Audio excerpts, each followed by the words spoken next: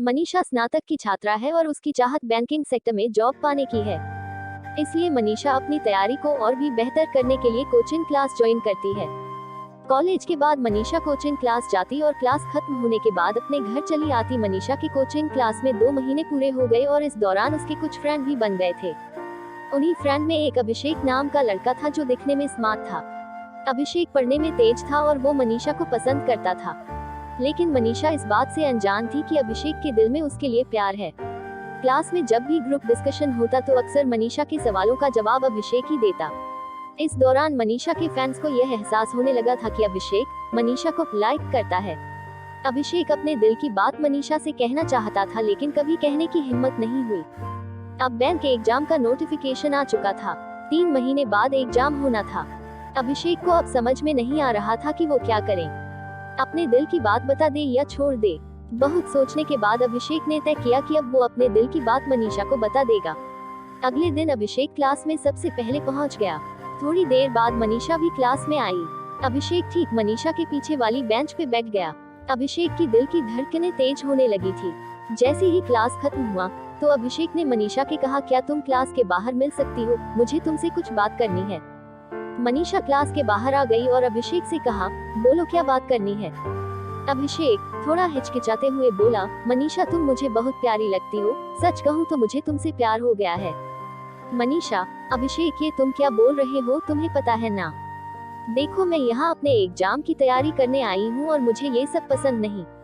इतना कहकर मनीषा वहाँ से चली गई। अभिषेक घर आकर ये सोचने लगा कि कहीं उसने अपने दिल की बात बताकर गलती तो नहीं की।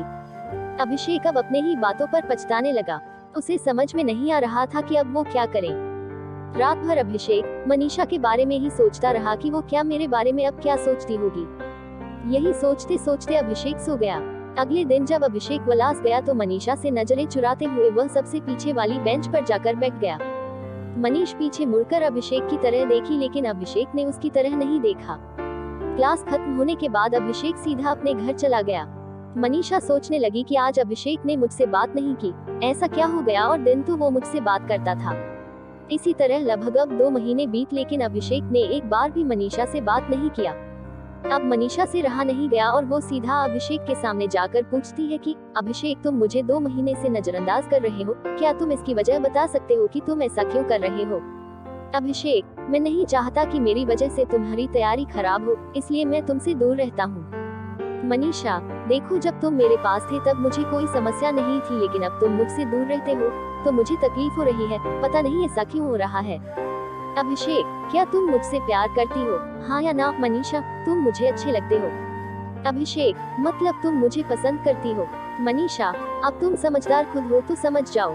इस तरह मनीषा ने भी बातों ही बातों में अपने दिल की बात बोल दी। लेकिन मनीषा ने एक शर्त रखी कि एग्जाम तक हम दोनों केवल पढ़ाई पर ध्यान देंगे।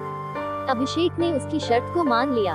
अब दोनों बहुत खुश थे और सारा ध्यान अपने एग्जाम की तैयारी में लगाने लगे। तो दोस्तों, ये थी मनीषा की प्रेम कहानी, जिसको अभिषेक के दूर जाने पर प्यार का एहसास हुआ। आपको ये short love story in Hindi कैसी लगी, आप हमें कमेंट के माध्यम से बता सकते हैं। आप इस लव स्टोरी को अपने दोस्तों के साथ भी शेयर करें।